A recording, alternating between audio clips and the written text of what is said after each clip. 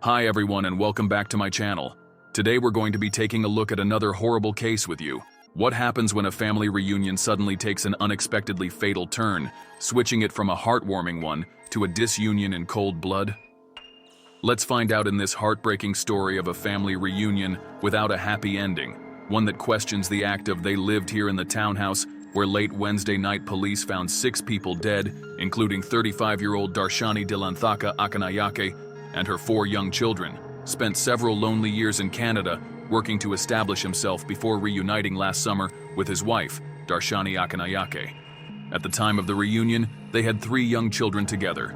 Inuka and Ashwini attended Monsignor Paul Baxter School on Beatrice Drive, a 5-minute walk from the house. The youngest daughter, Kelly, was born in Ottawa, Canada, where the family lived. It was a typical family where the man of the house leaves his home and travels to another country for brighter and bigger opportunities, hoping to establish himself and get a house before his family reunites with him in their new neighborhood. All Danuska wanted was to be a provider for his loving young family, but life had other plans for him. Last summer came the happy reunion with his wife, Darshani Akanayake, who was a teacher, and their 3 children. Months later, they had a baby girl named Kelly, and the arrival of the newborn brought so much joy to the family. That city's worst ever mass killing. 5 members of one family and an acquaintance all died Wednesday night. Danuska Wickramasinghe, he thought his days of living alone in Ottawa were behind him. But on one Wednesday, a horrible nightmare began to develop at the other side of Wickramasinghe's front door. Canada became the place where a terrifying tragedy would occur on March 6, 2024.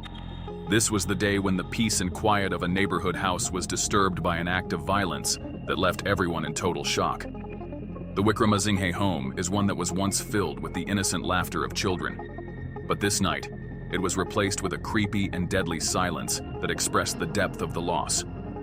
This has been a case that has shaken not just Ottawa, but the entire nation of Canada. It is a day everyone in the region has marked as the day of the horrifying killing of the Wickramasinghe family. While Danuska Wickramasinghe sustained serious injuries, his wife, Darshani Dilanthika Akanayake, who was 35 years old, Inuka Wickramasinghe, his 7-year-old son, his first daughter Ashwini Wickramasinghe, who was 4 years old, 2-year-old Ranaya Wickramasinghe, his second daughter, the family's infant Kelly Wickramasinghe, who was just 2.5 months, and Gamini Amarakun Mudiansalag, 40 years old family friend, were brutally murdered. The investigators involved in the case said Danuska was found outside the house yelling for help and was taken to the hospital where he was reported to be in a serious but stable condition. The police reported that the bodies of his wife, 4 children, and an acquaintance were then found inside the home. The 6th individual, who was found dead, was 40-year-old Gamini Amarakun Mudiansalag. According to the police, he was an acquaintance of the family who recently arrived in Canada and had been living at the Wickramasinghe home. Darshani Dilanthika Akanayake, 35, was formerly a student at Malayadeva Balika Vidyalaya and an alumna of Colombo University. She was employed at St. Benedict Model School in Polgawela. She was among the 6 people fatally attacked in a suburban townhome in the Ottawa community of Barhaven on Wednesday night, in what police described as the worst mass killing in the city's history. Her 4 children, including an infant, were also killed, as was an adult acquaintance of the family who was living with them. Darshani's husband, 38-year-old Danushka Wickramasinghe, was wounded but survived. Jayantha Akanayake, her mother, aged 66, stated that she sensed something was off the last time she spoke to her daughter, Darshani, on Wednesday night, the 6th of March. The two phoned each other every evening, Darshani in her home in Ottawa, her mother in Polgawela, located 2 hours outside the Sri Lankan city of Colombo. Their conversation on Wednesday was unusually brief, just 5 minutes. Ms. Akanayake felt something was weighing on her daughter's mind, but they didn't speak about it. She asked me to go to sleep, Ms. Akanayake recalled. She was planning to visit her daughter in 2 months to see her and her grandchildren. Her worry grew when she didn't hear from Darshani on Thursday night. The next morning, when Ms. Akanayake heard from a local news outlet about a Sri Lankan family that had been killed in Ottawa, she knew immediately it was her daughters, she said. Ms. Akanayake said her daughter, son-in-law, and their 3 oldest children were newcomers to Canada from Sri Lanka. Kelly, the youngest, was born in Canada. They were seeking work, she said, and good education for the children. Darshani was a devoted Buddhist who rejected the pull of materialism, Ms. Akanayake said, adding that before leaving for Canada, she had donated piles of her belongings to another family after a flood. More recently, she asked her mother to donate a child's bicycle she had left behind when she emigrated.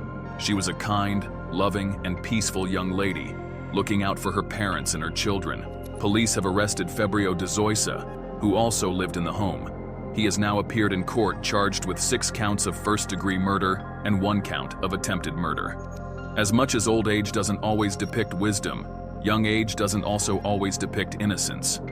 Following through with the story of the killing of the young Wickramasinghe family, it would have been safe to assume that they were brutally murdered by a much more mature person who probably had scores to settle with the family, or probably a drunk guest who was just recovering from the death of a loved one. Unfortunately, the perpetrator of this evil act was a 19-year-old boy, one who was generously accommodated by Danushka Wickramasinghe. What connects Danushka to Fabio de Zoysa? Initially, Mr. Wickramasinghe was studying and residing at a boarding house with de Zoysa. However, when the young man was asked to vacate his boarding accommodations by the landlord, it was Mr. Wickramasinghe who had offered him lodging in the basement of his home a few months prior. He was known for posting videos of the video game Minecraft on YouTube. His YouTube account has now been taken down. A spokesperson for Google, which owns YouTube, said via email that following the tragic attack in Ottawa, the Trust and Safety Team identified and terminated a YouTube channel associated with the suspect by the Creator Responsibility Guidelines. He stated that, if a user's off-platform behavior harms the YouTube community, they may take action. The man behind the mask, the alleged murderer, was a 19-year-old former Algonquin college student. This unassuming young man, who once walked the halls of a respected educational institution, stands accused of the tragic crime that has saddened the hearts of people throughout Ottawa and beyond. He is also a Sri Lankan national and now faces 6 counts of first-degree murder and 1 count of attempted murder. It was reported and confirmed that the family even celebrated his birthday together some months before. They got him cheesecake because he said he liked it, just to make his birthday memorable. Mr. Danushka Wickramasinghe had also met the suspect's parents in Sri Lanka. Mr. Danushka Wickramasinghe arrived home around 10:30 p.m. and found de Zoysa with a knife, according to Sumanarathana, the resident monk and director of the Hilda Jayawardhanaramaya Buddhist monastery. He wrestled with his assailant. Then he felt the sting of a knife or other edged weapon slashing across his face. The police later called it a knife-like weapon. He was also stabbed in the chest and in the back, and at least one of his fingers was cut off. Blood was everywhere. Inside, his entire family was already dead, including the family friend. During the attack, Wickramasinghe begged Fabio de Zoysa not to harm his family and asked if he had harmed them in any way. Fabio said no, and that was a lie. Wickramasinghe then discovered the bodies of his family, according to Sumanarathana, and locked himself in a room due to shock, fear, and deep worry. Later, he ran back outside, screaming, bleeding, inconsolable. Neighbors summoned the police, who arrived a few minutes later and subdued the attacker. The police arrived around 10:52 p.m., and de Zoysa was arrested shortly before 11 p.m. At 11:17 p.m., Ottawa police stated that day on social media that there was a police operation ongoing in the 300th block of Berrigan Drive and to avoid the area. On Thursday, March 7th, around 2:30 a.m., the Ottawa police said on social media that the OPS was on the scene of a homicide, with multiple victims confirmed deceased.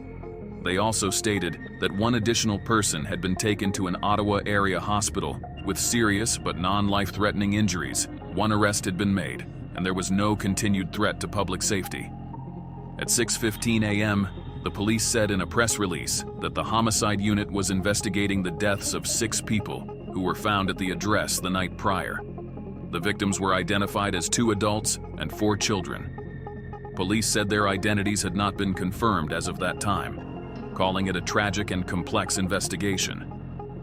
I want to emphasize this was a senseless act of violence perpetrated on purely innocent people.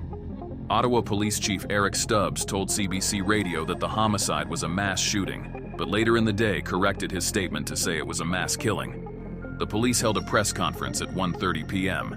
They identified the victims and said charges had been laid against de Zoysa. At the police press conference, Stubbs told the reporters that the police believe an edged weapon with sharp edges like a knife was used in the killings. While some murderers have motives behind their ruthless actions, others perform a senseless act of murder without reason and cause. Bhante Sunitha, who was a resident monk and director of the Hilda Jayawardhanaramaya Buddhist monastery, said that all was not well with Febrio de Zoysa. He had dropped out of school and also had thoughts of suicide.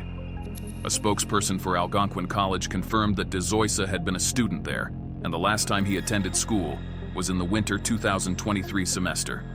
In an interview with the suspect's relative, Febrio de Zoysa's aunt, she stated that the family had been so nice to him. She says the accused is her brother's oldest son and came to Canada 2 years ago. She described her nephew as quiet and a good student. She was visibly shaken and said, "They were such a wonderful family." She confirmed that Wickramasinghe had been working to move his family from Sri Lanka to Ottawa and invited de Zoysa to live with him at the Berrigan Drive house once his family came over. She says de Zoysa stayed with relatives in Ottawa before moving in with the Wickramasinghe family, but also mentioned that he recently cut off his relatives. It's obvious that the Wickramasinghe family had been nothing but good to Febrio. So what then could have made him kill the entire family, leaving Mr. Wickramasinghe severely injured? Is there dirty linen yet to be unveiled? De Zoysa arrived in Canada 2 years ago. He lived with his aunt during his first month in the country, then later met Wickramasinghe at Algonquin. Then suddenly, he seemed to break off all contact with his relatives, blocking their phone numbers and social media accounts. He took actions that displayed his possible desire to remain in isolation, detaching himself from those who cared about him and from those who were the only family he had in Canada. While some established newspapers have relied on Canadian or international reporting for their coverage, there has also been original reporting in Sri Lanka since Febrio lived most of his life and has his roots there. Journalists sought out family members connected to the victims. The killings have also produced various speculations about the motives of the accused, both on social media and on some news websites. Baseless rumors have floated theories blaming everything from video games to visa issues to mystical elements and superstitions such as the Great Curse. None of the charges against de Zoysa have been proven, and the court has not had any evidence surrounding the circumstances of the crimes. To date, police have yet to identify a possible motive. The family's landlord had been dropping off luggage at the airport en route to what he hoped would be a relaxing vacation with his family in Mexico when he got a call from the police. What they told him was unimaginable. 6 people dead at the Ottawa townhome he rents out, including 4 young children. Harpreet Chabra, the property owner of the home, told Global News when he was reached by phone on a Friday that he did not know or have a clue that the couple had recently had a new baby and that the accused killer lived there.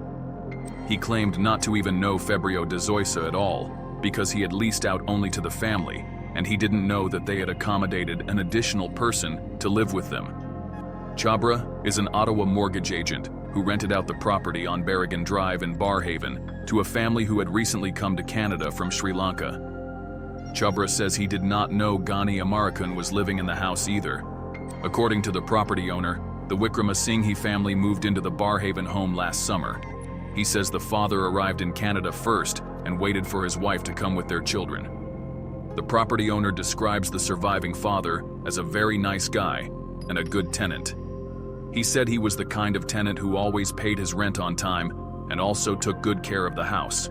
He added and expressed his disbelief towards the terrible and unfortunate occurrence in the family. He added that he was lost for words concerning the matter.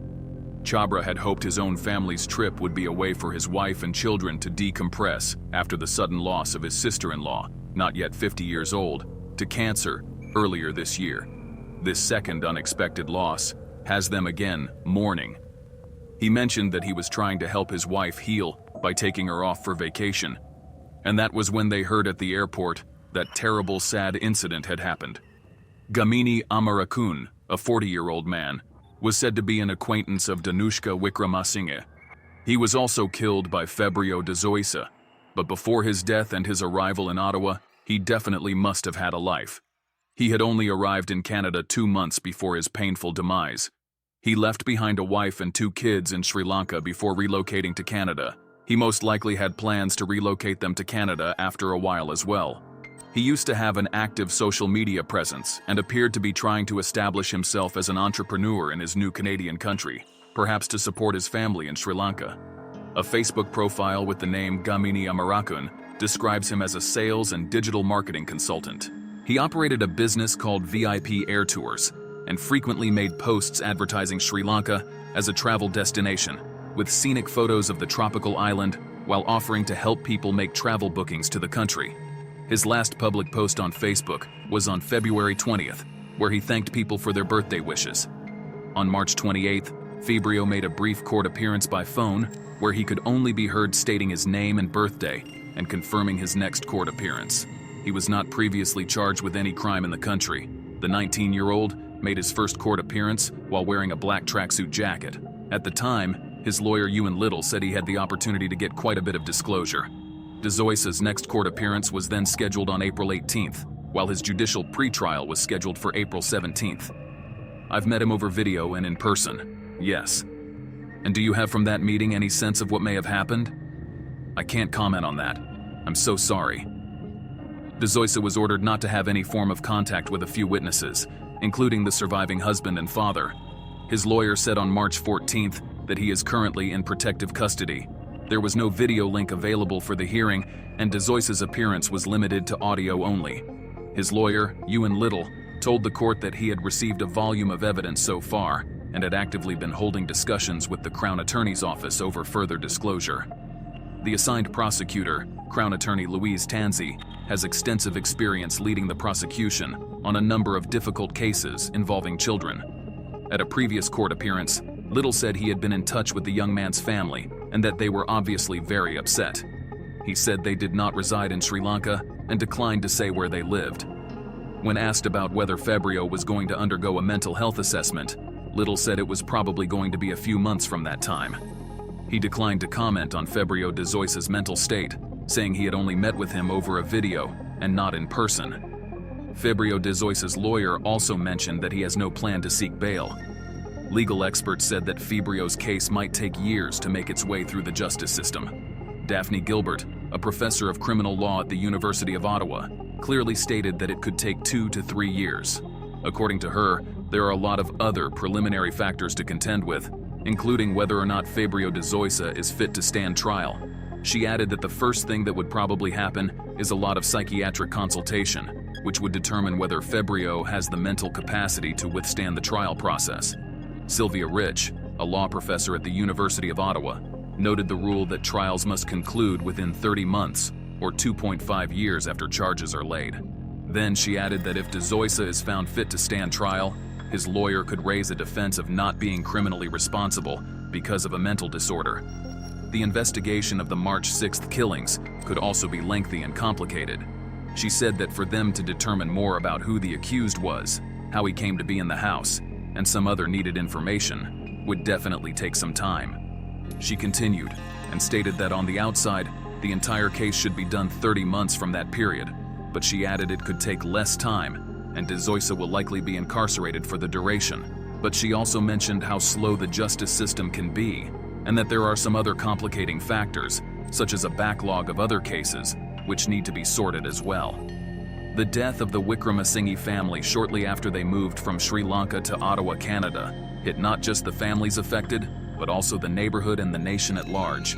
On a cold, rainy Saturday morning filled with grief, tears, and disbelief, the handmade card from 7-year-old Inuka Wickramasinghe's classmates at Monsignor Paul Baxter Catholic School spelled out a community's sorrow. There were lots of colorful letters that soon began to drip away as the raindrops fell. The children that were present shared their memories. "We will miss you, Inuka."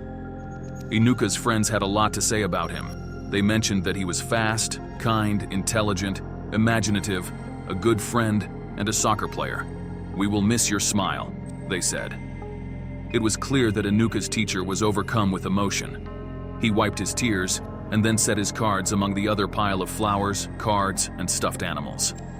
Some flickering candles were the centerpiece of the vigil for Inuka, his mother, Darshani Delantika Ekanyake, sisters Ashwini, Ranaya, and Kelly, and family friend Gamini Amarakun. More than 100 mourners offered tearful prayers and calls for solidarity and compassion on the 17th of March at the funeral for the Sri Lankan family slain in one of the worst mass killings in Ottawa's history. A John Viradamo, a monk who spoke at the funeral, asked those grieving around the world to focus on supporting each other instead of leaning into despair or anger. Mr. Wickramasinghe was seen crying at the ceremony, his hands clasped in prayer with one finger bandaged. He was surrounded by family members, including a man sobbing into a handkerchief. He was obviously devastated and was bleeding with grief within. The funeral organizers said on the 15th of March that he had requested privacy to mourn the loss of his family, but he was thankful for the outpouring of public support since his relatives died. 5 coffins were placed at the front of the room, including 3 smaller white ones and 2 larger wooden caskets, one of which had framed photos of both Ikanayake and her baby. The ceremony included audio recordings from the wife and daughter of Gamini Amarakun and Amarakun Mudiansalag. His loved ones in Sri Lanka were unable to travel to Canada for the funeral. The service also included a Buddhist ritual, as well as reflections from preachers from various religions who prayed for surviving relatives to have strength. Dignitaries from multiple levels of government who were present also paid their regards during the funeral. Danushka Wickramasinghe said that he was torn and devastated by the loss of his beloved wife and his children. He also mentioned that he was mourning the loss of his friend, Gamini, who was staying with the family. He thanked the first responders and hospital staff for helping him navigate through the chaos that began as a result of the tragedy. Danushka also said that he was thankful for the support of the Buddhist Congress of Canada, Ottawa's Sri Lankan community, and the wider public for their thoughts and prayers. Money might have been the least of Danushka Wickramasinghe's worries, but at least it was a good way for the community could express their support and assure him of their presence. The following day, after the brutal killing, a fundraiser with a goal of $200,000 was set up on GoFundMe to help the surviving father and family members of the deceased in Canada and Sri Lanka. Kota Tawaku, the monastery director, said 20 members of its community had set up a GoFundMe page, coordinated by the temple, to provide financial support for the families of the victims. The Buddhist Congress of Canada, BCC, facilitated the fundraiser. On the 11th of March 2024, nearly $162,000 had already been raised by over 1,100 donors. This swift, heartfelt action of the community reflected their passion, genuine grief, and intentionality towards the deceased and the man who was left behind. It was an action that definitely spoke louder than words. Anoli Fernando was a resident of Ottawa. She didn't know the family personally, but she has family ties to Sri Lanka. Her mother called her on the Thursday of the incident to tell her she'd heard of a family friend's in-laws who were victims of a tragic murder. Fernando said she doesn't often donate to charities or causes, and even though she didn't know or have any familial connection with the victims, she felt the need to help where she could, donating $1,000. According to her, she donated because it just hits close to home. Danushka Wickramasinghe displayed a rare reaction to his family's killer, Fabio de Zoysa. From his hospital bed, he managed to offer some compassion for his family's accused killer when they paid him a visit. Several other community members were able to visit Danushka Wickramasinghe, the lone survivor of the attack, in hospital. Even though he was tired and had visible physical marks from the attack, Wickramasinghe was said to have smiled as the visitors entered the hospital room. A local temple's resident monk, Pante Sunitha, said he placed his hands on Wickramasinghe to show him the love of his community and provide him with strength. Those who spoke with Wickramasinghe said he even showed empathy for the accused killer. The news, articles, and the internet do not say much about the accused killer of the Wickramasinghe family, Fabio de Zoysa. His parents refused to share their place of residence. No friend has come out to claim that they knew him from school or somewhere else. The secrecy around this murderer is quite fascinating. Many choose to believe that all the information we need about him has been provided, while others demand to know more, especially as to why a 19-year-old boy could kill not just 1, but 4 babies. There is still a thick mystery cloud surrounding this mass-killing case that is yet to be unraveled. Aside from the fact that many feel horrified by the crime, some fear it could have a direct impact on their lives. The murder has also triggered warnings about welcoming strangers when staying abroad. Some people are also worried that this case might cause the Canadian government to become even more strict when accepting international students. Regardless, The love and compassion the community showed the Wickramasinghe family, just after a short time of living in Ottawa, shows how much impact they made in their community, even in the little time they lived there. It's quite relieving to know that Danushka Wickramasinghe, the lone survivor, has family, loyal friends, and his community to lean on during his time of grief. I will be sure to make another video after the killer goes to trial, and we get a conclusion to this tragic case as more unfolds. That's all for now. What do you think about this case? Share your thoughts in the comments below. Please be sure to like the video, subscribe, and hit the notification bell to get notified when we drop new videos. Bye for now.